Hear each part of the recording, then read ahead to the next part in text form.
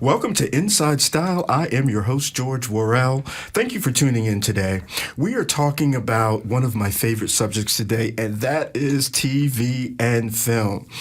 If you are lucky enough to have someone to partner or to give you some insight in your journey, in helping you to get your dreams, you are one lucky person.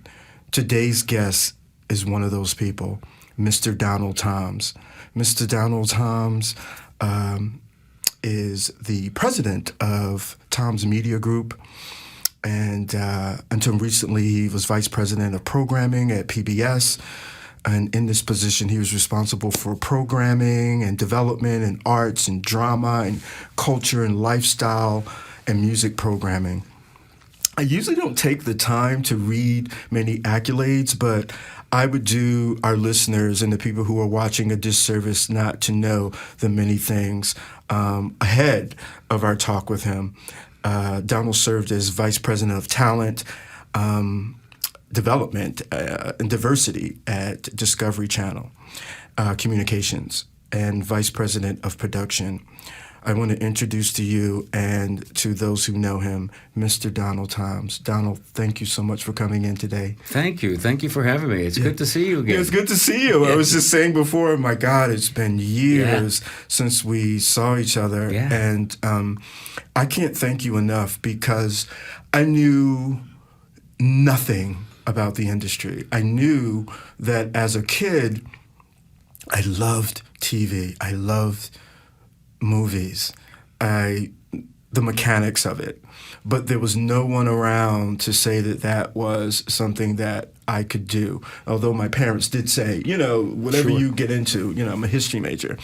But how did you get your start? Tell us a little bit about, where you're from and how did you start this wonderful journey in the changing lives? It's quite interesting because I think if you'd asked me when I was 12 or 13 years old, would I be doing this? But what I did know is that I loved to perform. And so whenever they needed a master of ceremonies somewhere, I was that person. I was the one that introduced everyone, and from a young age, I did that. Mm-hmm. I also wanted to be a television announcer. I would take a salt shaker sometimes and go into the bathroom and read station breaks, and just would do things like that. But I was a student at Morgan State University. Mm-hmm. One of the first in my family to go, and everyone's very proud of me. Mm-hmm. And I was a student there, and there were just so many friends I had, so many parties I went to, all of those silly things, I flunked out. Now, you have no idea what that means, going home. I mean, I got the letter. I knew it. But telling my parents that I had flunked out. And of course, and they wrote the check for that year. And so it was their disappointment that hurt more than anything else. Mm-hmm. They were just disappointed in me. I'd never seen that before. Lo and behold, 2 weeks later, I took a friend of mine to a job interview at one of the inner city employment places, Head Start or something like that. Mm-hmm. She was in little heels and a dress and gloves and a hat. I was in flip-flops, shorts, and a T-shirt. I was sitting in the lobby reading a magazine. And she came out. She said, "Donald, come here." I said, "What?" And she was with this guy. Now I'm embarrassed. Mm-hmm. And we meet, and he said, "Donald, you have a great voice." I said, "Well, thanks." He said, "Did you ever think about being in TV or radio?" I said, "What are the chances of that?" I said to him. Mm-hmm. He says, "Well, Channel 11 in Baltimore, they're looking for floor directors, and I'd love to send you over there to meet them." After you change. He said, "Please change." So we set up the interview, mm-hmm. and this was in 1967. So I went over to Channel 11, suit and tie, of course, met the people I was supposed to meet, and they said to me, we've hired our third person, and we just wanted to meet you. I said, fine. There was no resume. I hadn't done anything, So I went home, and 2 weeks later, they called me back. Said, would you come back? And I said, sure. And this is an inner city station? Channel 11. Channel 11. Okay. Channel 11 was, in Baltimore. It's one. I'm just. That's very. Do you think that was progressive for '67 for them to? What I can tell you what's interesting is that I did get the job, and I don't know why. I do know why. The third person they had hired, they had not offered him the job yet, but after having met me, they thought it would be a better fit. So Brent Guntz, who was the general manager at Channel 11 in Baltimore at the time, was quoted that Baltimore City was now more than 50% black. That they better start doing something about it. So you ended up having more black reporters, more black producers. And me, a floor director. I mean, nobody saw me, but you were controlling what was But all of a sudden, I'm on the floor directing the talent. And so I did that for 4 years. And I did go back to Morgan and finish, by the way. Okay, that made everyone happy. Yeah, and after 4 years, I got moved up to another position as a junior director, TV director, directing live stuff. And then a friend of mine called me and said, Maryland Public Television is looking for master control directors. And MPT had opened like in '69. That's when public television started around the country. And I went over and got that job. And it was just interesting. It was explosive. Public television at that time had so much money. The diversity in that station. And them opening about their programming seemed more than what the networks were and are doing. Of course. Public television is quite different. It's not about the entertainment primarily. It's about the entertainment. It's about the education. It's about the the fact that many shows come with educational tools. It's all about that. But I had never seen that many races. Everybody was there. There was no one excluded. I had never seen that many gay people. Men and women running cameras, and it was. I thought I was in Oz or something. It was so much fun, but also there's a professionalism about MPT that was great, and the film directors, and so I literally moved up that ladder, from master control director to director, producer, executive producer, senior executive producer, and then I headed up television. So I did that, but that was a course of 20 years. And it was great. So do you believe that you developed your eye, or you already had it about for talent? So what was it? I think it's all the above. You get into a position like that, and some of it's very. I mean, as a TV director, or as a floor director, you're taking orders from the guy upstairs who's directing, but you're also saving his butt when he's calling cameras that he shouldn't be calling. After a while, and then you can't embarrass him either. Right. So there's that medium. Is that and learning the tactics and diplomacy and those things. So you're learning, and the fact that nobody I knew was in television. Nobody. So it's like nobody to go to and say, yay. Right. So you got to learn on the job. And you develop great friends there. But but somewhere along the line, people who I worked for saw something, and I kept getting elevated. Now, I went after those positions. So there was drive. There was absolutely drive, and also there's a drive to make more money. Because at that time, did you have a family? No, because I did. I got married when I was 21. So my first job in television, I was married. I was about to get married. So and then somewhere along the line, we had a daughter, and Who is then the delightful Tracy Thoms. Tracy Thoms, the actress. She's there. So, so you, as a dad, you're looking out for, for her. And then later, as I was leaving, as I was getting bored at Maryland Public Television, there was just nothing more for me to do. I'd either written it, directed it, executive produced it, created it. And I do on air there. I'd done it all, and I said to my boss, I said, I've got to get out of here. This is... So is that something that's innate in someone? Because very many times, historically, when people have a job, whether if it's in TV or television or government, when everything is fine and you're at the top, they're fine, and they retire from there. What was it about you or that job to say, this is not enough, I want something different? I was just done.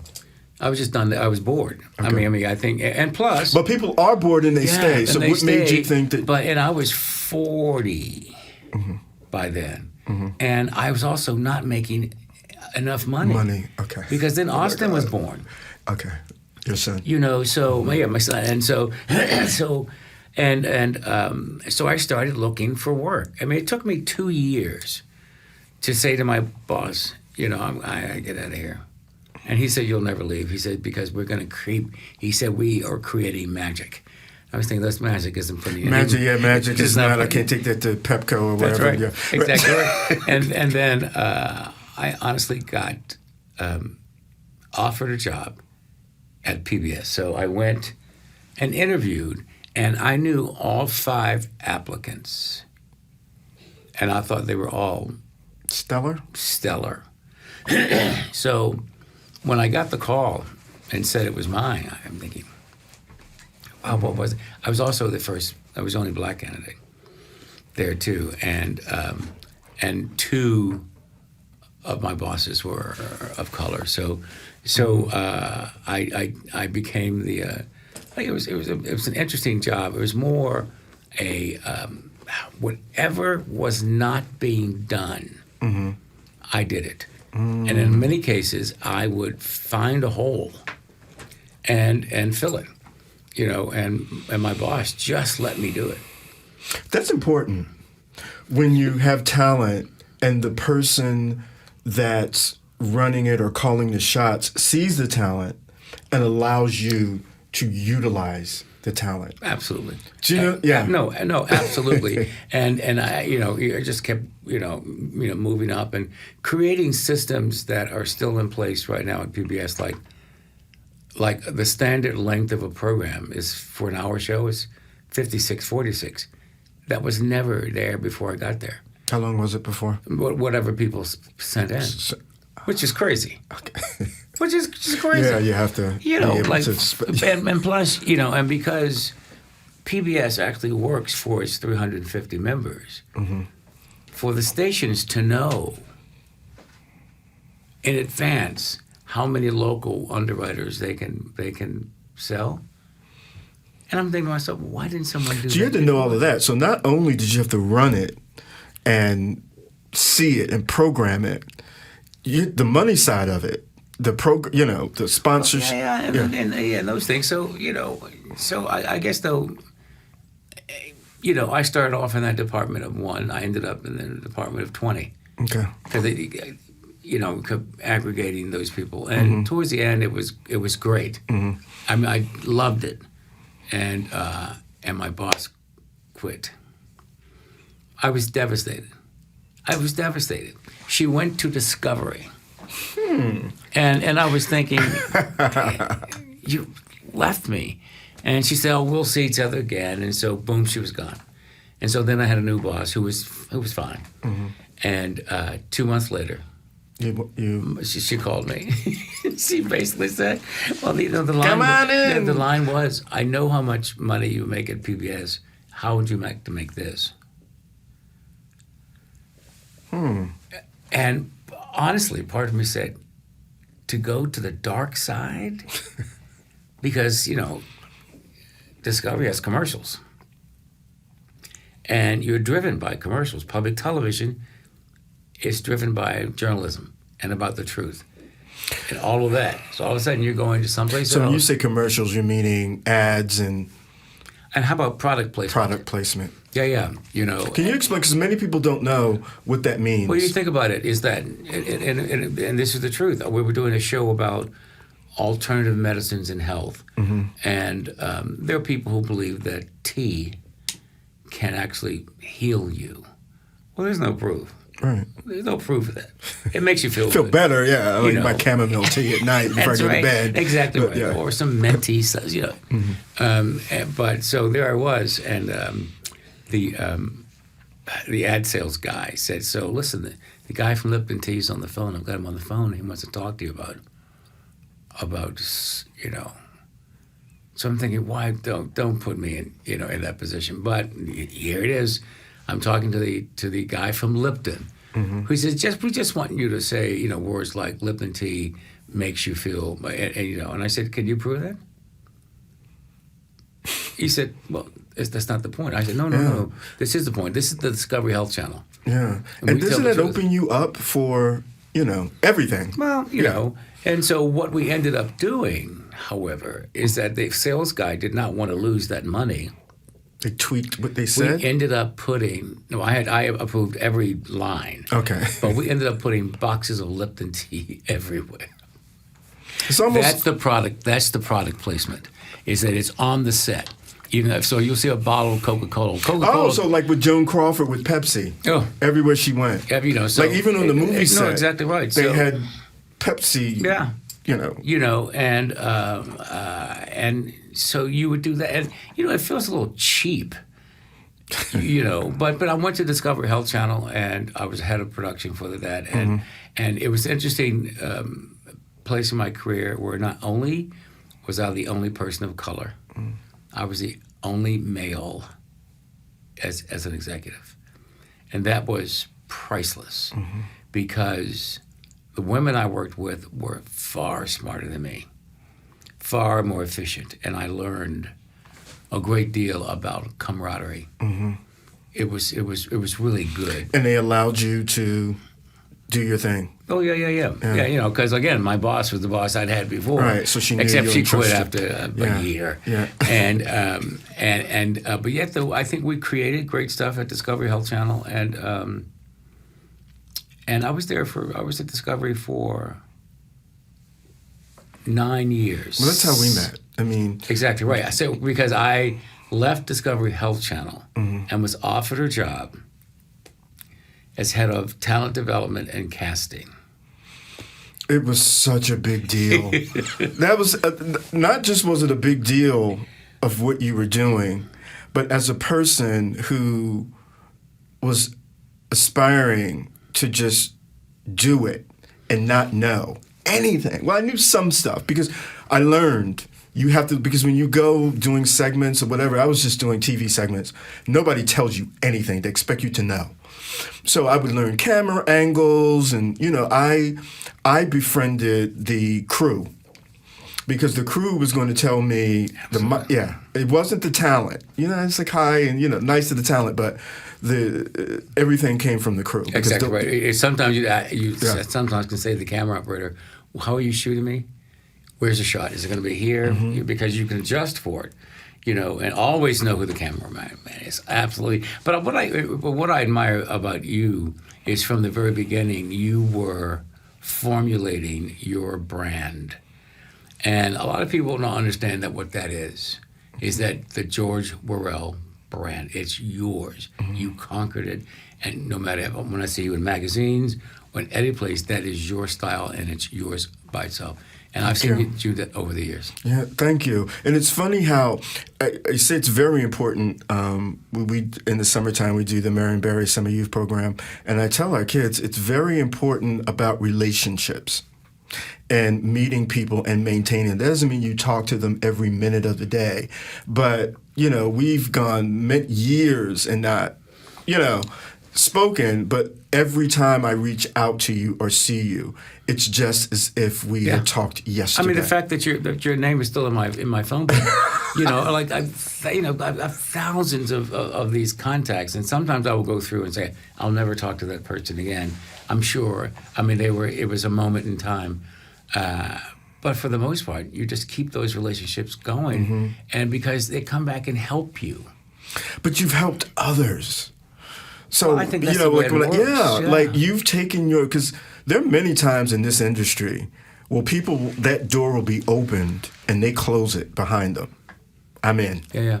That's a feeling. Yeah. And I'm not, it's to the person, but I just think that when you get in, now you can't help everybody. It means that the person that you're helping is ready.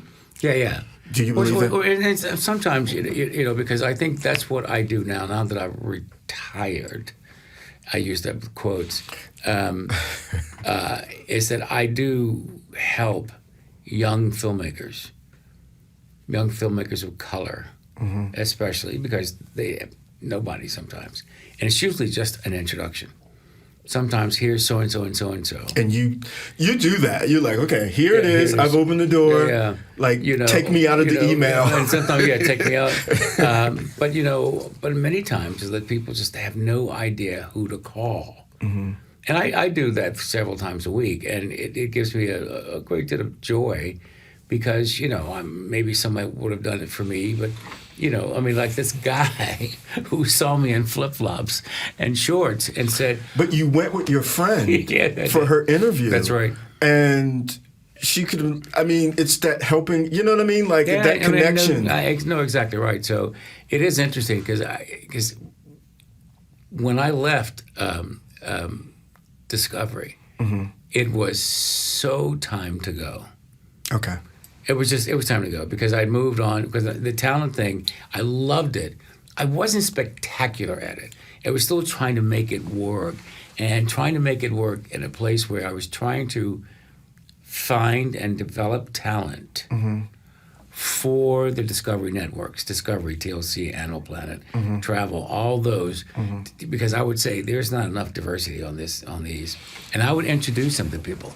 And, How do you find it? I'd go to, it's like... Is that old studio system? Well, like they have a... Well, you think about it is that you look at what kinds of programs TLC was doing. Whether or not it's cooking shows or fashion shows or things like that. You start going to those schools or to those events and meeting people. And I've met, and I introduced them to a lot of people. Some they used, some they didn't. Okay. But... What is that factor that someone decides, because hopefully people are listening and thinking, this is my dream, this is what I want to do. What is the deciding factor? Because a couple things. I think because of YouTube and that you can film on your own and all those other things made it a little less competitive as opposed to like when I met you, that was it, the network. Yeah. What is it now that one has to do, like to say, I want to get my show on Neighborhood Favorites on one of these, or anybody that has a show? Sure. Well, I tell people all the time, because I get pitched for ideas all the time, and the first thing I say is, why do I care? Now, that's not me personally, but why does an audience care about this? What is it that's going to make them want to watch the show? And then to have the producer or the creator stop and think about this for a while and say, this is why. Feel it and mean it. And say, this is why this is important. Because, a lot of times, people just create a show that they think only their mother's going to watch and things like that. But, and then look at all of the places. There are far more places to go now. And say, where do you think your show would end up? Because I remember people would bring me shows and I'd say, for Discovery? Have you watched the network? So does that means when you get that open door, you need to be prepared for anything that absolutely. Yeah. You do your homework. You do your homework. You know the viewership. Absolutely. The who is it? Women and is it men? Right. What age? Ages, exactly right. If someone say to me, Donald, I see this on a Tuesday night because on Tuesday nights at PBS you're doing Nova and Nature and those things. This would fit on there. But sometimes you'd see a show and it's simply, and I would hate sometimes when people come in, they bring me a show, and I would always say, send it first, so I can react to it before you get here. But but it's there's a lot of stuff out there, a lot of places to go, and and find your audience. Except with PBS these days, and not just PBS, but PBS is spending nearly as much on streaming and digital programming than linear programming, because someone said to me, "When's the last time you watched something live?" I say, when Tracy's on 911 or she's on station 19. That's my daughter. Of course. That's the only time I'm watching anything live these days, because even the news. Does PBS do like live operas like at the Met? That's not live, or is that recorded? It depends. It depends. Okay. I mean, they could say live from the Met, pre-recorded. Right there, there's a small print. At the bottom. But but again though, great performances. They do a lot of those programs. To do a live opera, it's tricky. It's you have 12 cameras. Yeah. But they still do them, and that's the one thing I loved about my job at PBS, that last one, because I oversaw all of the arts. I got to meet Barack Obama. That's, if I write the book, that's my first line. Here I am, in line. I've already written it. So as we finish up, you got to come back. But again, I thank you for, I almost want to say your service, because that's what it is. I mean, because when you have dreams and all you know is the dream, and there's someone there to help map and open that door and say, this is what you should do, that's what you should do. What is something in our last minute that you would like to leave with our listeners about your dreams or getting into, TV production and filmmaking? What would you tell them? I think at the end of the day, if you have a dream, follow it. You have to. Because if you don't, you could hate yourself for it. If you've got it. I mean, sometimes you can go, and maybe it's not going to work out. I mean, maybe you want to be a ballet star. Okay, but you're like, it's not going to work. It's not going to work. But at least try to go after it, and with using everything you have. Well, thank you, Donald. I thank you so much. How can our listeners get in contact with you? Are you on social media? I'm on Facebook. Oh, perfect. Donald Thoms? Yes. Yeah, I'm on Facebook. Yeah. Now I've been told I'm on Instagram. Yeah, you are. I don't know. Yeah. Instagram and but my kids set that yeah, up, so. But there's also YouTubes with them, and they did a tribute to you. Oh, that's true. Yeah, that's yeah. Right. So we can find you. But thank you so much for coming on and for all that you do in the film and television community. We commend you. Thank you again for coming on.